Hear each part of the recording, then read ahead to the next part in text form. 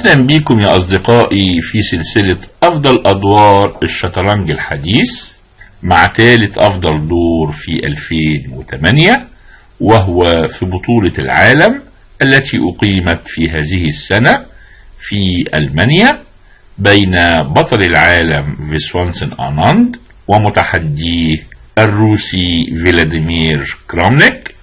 وهذا الدور يتسم بالطرافة والفكاهة، فآناند الذي نراه يبتسم في خبز أوقع كرامنيك في فخ ولا أحلى ولا أعمق.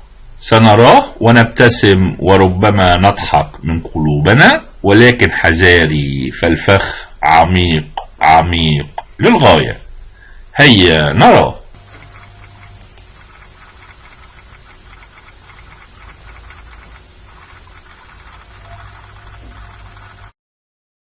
كرامنيك بالأبيض وبدأ D4 ورد آناند D5 C4 جنبية الوزير C6 جنبية الوزير المرفوض الدفاع السلافي نايت F3 نايت F6 نايت C3 E6. ودخلنا في تفريع النصف السلافي E3 بيحمي بيدا الC4 نايت D7. وهنا عادة كرامنيك بيلعب كوين C2 لكن كمل بيشوب D3. وهنا فقط الاسود بياخد بيدا الC4 بتنبو على الفيل، والفيل بياخد B5 طالب الفيل. ودخلنا في تفريع ميران والفيل تراجع. وهنا عادة الاسود بيكمل في التعبئة ببيشوب B7 او بيشوب D6، ولكن آناند اختار A6 ودي بتسمى نقلة روبنشتاين. E4 C5 والابيض هنا لو لعب الD5 الاسود بيكمل بيشوب B7 وبيضغط على البيدق، لكن كرامنيك اختار E5 وده بيسمى خط ميران القديم طالب الحصان، والابيض اخد طالب الحصان الاخر. وبما ان الحصانين مطلوبين فالابيض بيضحي حصانه وبيسترد البيدق، والاسود بياخد الحصان وكذلك الابيض. وهنا الاسود في حيرة، فلو اخد بالوزير هيترك بيدق الB5 بدون حماية، ولذلك اخد بالبيدق. ورغم ان الاسود له بيدق مزدوج الا انه تم فتح العمود جي للرخ وبينتظر تبييت الابيض، والابيض مازال لا يستطيع اخذ بيدق الB5 لان الاسود بيحميه بطريقة غير مباشرة بكوين A5 تشيك ويفوز بالفيل. ولذلك الابيض قام بالتبييت ودلوقتي طالب بيدق الB5 وكذلك بيدق الD4. وآناند ببساطة كوين B6 وبيحمي البيدقين. وكرامنيك كمل في هجومه بكوين E2 بينشط الوزير وبيعمل بطارية مع الفيل وبيصوب على الB5، والاسود يستطيع حمايته ببيشوب A6، لكن آناند ترك البيدق وكمل بيشوب B7. والنقلة دي نقلة جيدة لان الفيل بيسيطر على الوتر الطويل وبيهدد بروك G8 ويصوب مع الفيل على بيدق الG2 والملك الابيض في ورطة. على اي حال كرامنيك له الوقت لاخذ بيدق الB5 وبكده بيسترد بدءه المفقود. وآناند كمل روك G8 والرخ بيحتل العمود G ودلوقتي بيهدد باخذ الحصان، وبالطبع البيدق لا يستطيع الاخذ لانه مربوط بالرخ، ولو اخذ بالوزير هيترك فيله معلق. ولذلك كرامنيك كمل بيشوب F4 والفيل في طريقه للG3 لاغلاق العمود، والاسود لو اخذ الحصان طالب الوزير.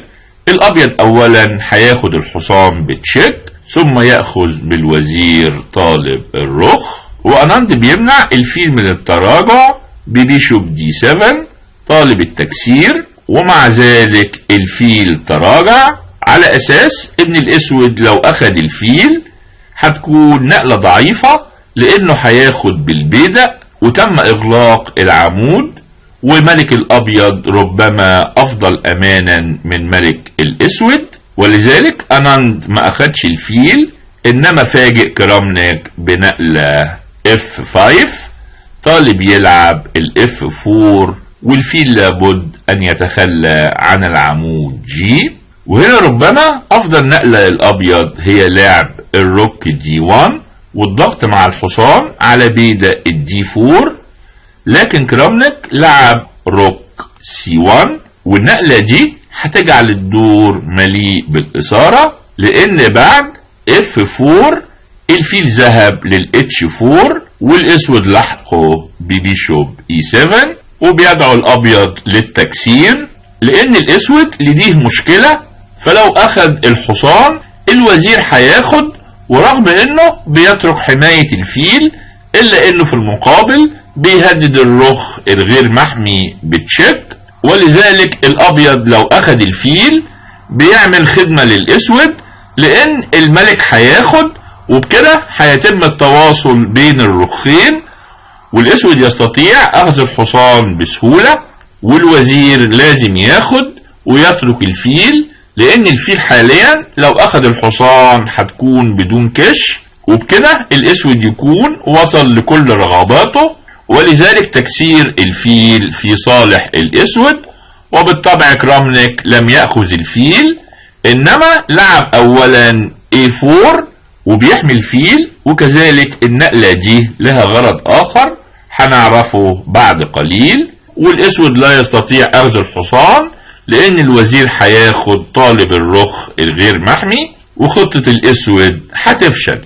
بيشوب H4 نايت H4 كينج E7 وبيربط بين الرخين، وكذلك بيحرر الحصان من ربط الفيل، والحصان ده هيكون له مستقبل باهر.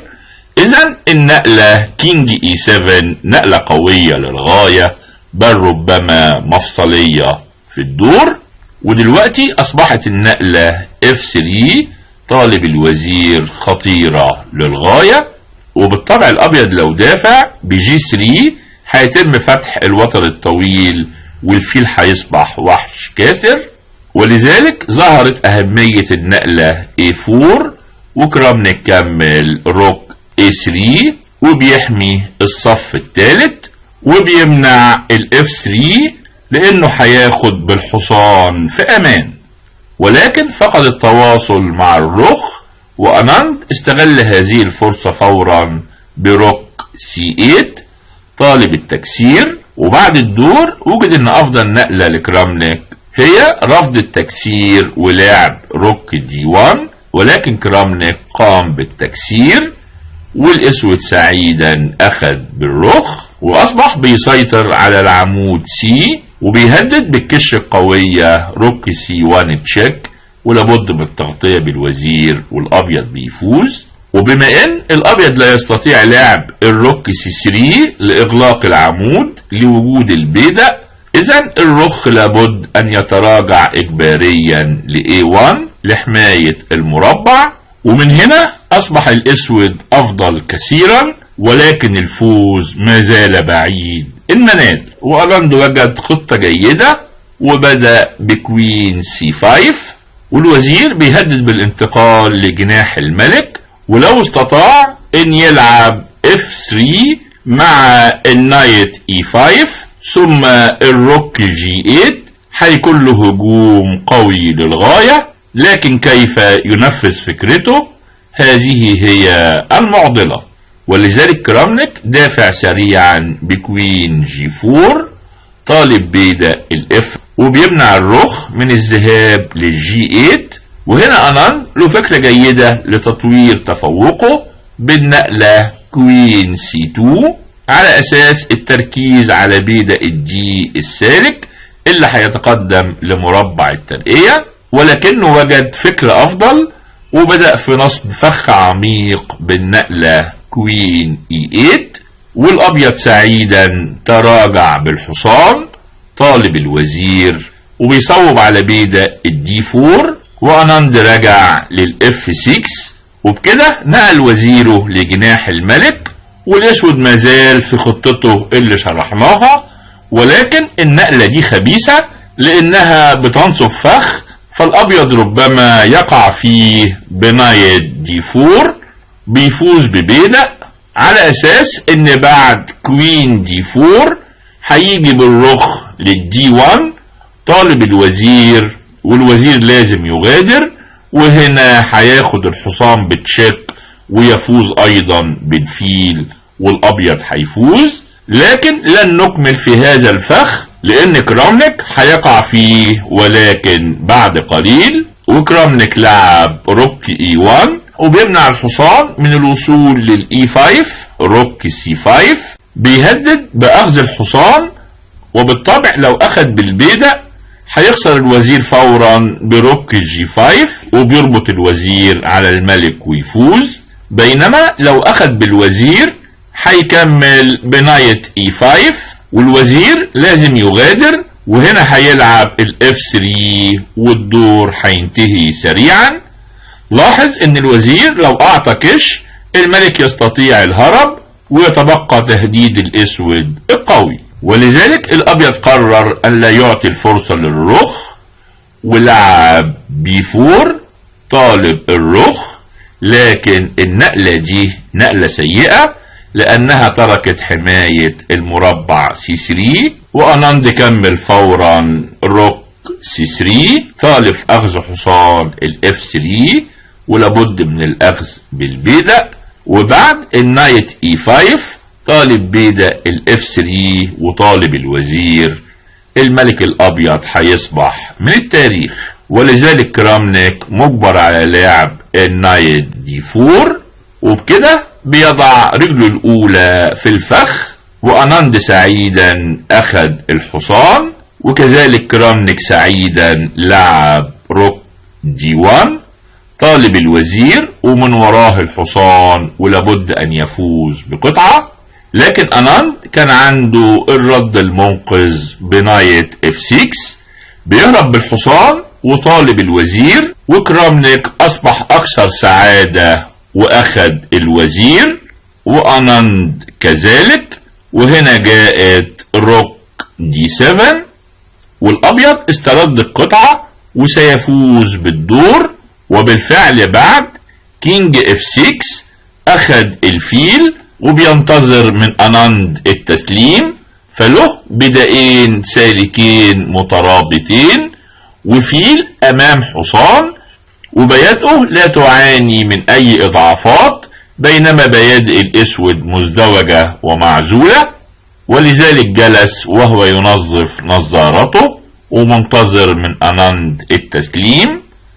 ولكن اناند كان في سعادة داخلية شديدة وكمل روك سي 1 تشيك. وكرامنيك لعب النقلة الوحيدة بيشوب اف 1 وانتهت الخطورة، وبيادئه المترابطة هتتجه لمربع الترقية. ولكن دي كانت لحظة الحسم، واناند فاجئه مفاجأة اكثر من احتماله ولعب نقلة سحرية غريبة جعلت كرامنيك يسلم. لو وصلت لها لك مني اهداء وتقدير خاص للغاية. صديقي، لدعم القناة لا تنسى الاشتراك وتفعيل الجرس وضغط زر الاعجاب. اناند لعب المفاجأة شديدة الوطأة نايت اي 3 بيكثف الضغط على الفيل المربوط وطالب ياخده بتشيك ميت. وكرامنيك بعد تفكير استغرق دقائق قام بالتسليم، فلا جدوى من المقاومة، فلا يوجد غير اخذ الحصان. وهنا اناند هياخد ببساطة وبيظهر الفخ. اناند بيهدد باي 2 والفيل مربوط ولا يستطيع الحركة، بينما البيدق بيمنع الملك من الحركة ايضا وتحرير الفيل. والنقلة الوحيدة اللي هتأجل الكارثة هي روك سي 7 على اساس ان طالب التكسير، والاسود لو رفض التكسير الرخ هينزل للصف الثاني مانع البيدق من التقدم. ولكن اناند لن يهرب بل سيأخذ الرخ، ولو الابيض حاول يعطيه مربع هروب بالجي 3 اناند هيرجع مرة اخرى رابط الفيل وبيهدد الاي 2 والملك حتى لو ذهب للجي 2 الاسود هيكمل ببساطة روك سي 2 تشيك، والملك له مربعين لو ذهب للاتش 3 الابيض هيكمل كالعادة اي 2 وهيفوز بالفيل، بينما الملك لو ذهب للاف 3 هيخسر ايضا بروك سي 2 تشيك، والاسود هيفوز بالفيل وله رخ زائدة يفوز بها بكل بساطة. الحقيقة دور قد ما بنرى فيه عظمة الشطرنج.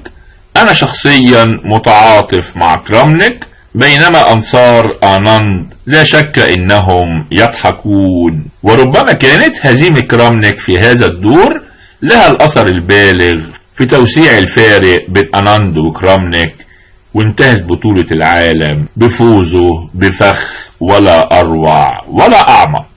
واذا اعجبك هذا الفيديو من فضلك سجل اعجابك واشترك في القناة وشارك بتعليقاتك.